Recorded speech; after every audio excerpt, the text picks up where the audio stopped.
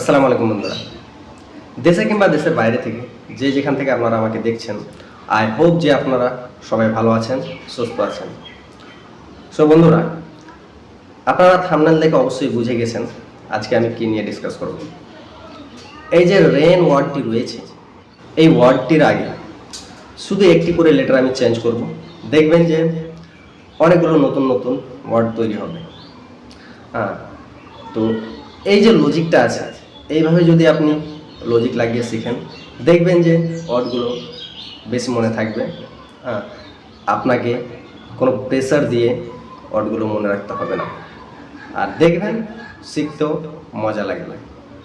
আর হ্যাঁ বন্ধুরা, ভিডিওটাকে একটু স্কিপ করবেন না, নইলে আবার সম্পূর্ণ বিষয়টা বুঝতে পারবেন না।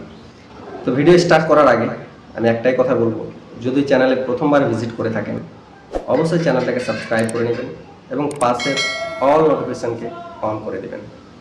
এটা হবে কি বন্ধুরা, আমি যখনই কোনো এরকম লজিক্যাল ভিডিও, এরকম ভালো ভিডিও আপলোড করব, সেই ভিডিওটার নোটিফিকেশান সবার প্রথমে পাবেন।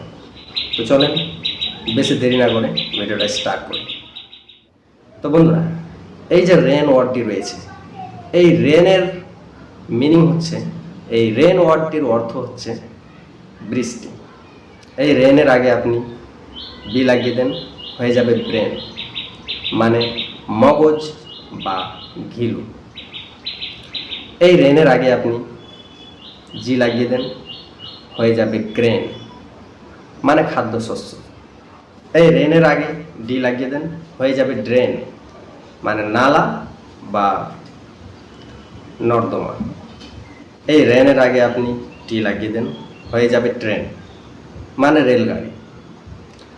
এই ট্রেনের আগে আপনি ইয়াস লাগিয়ে দেন, হয়ে যাবে স্ট্রেন, আর অর্থটা হবে প্রসারণ বা টানা টানা অবস্থা। আবার ফিরবো একটা নতুন টপিক নিয়ে। তো আজকের জন্য বাস এতটুকুই। Thanks for watching.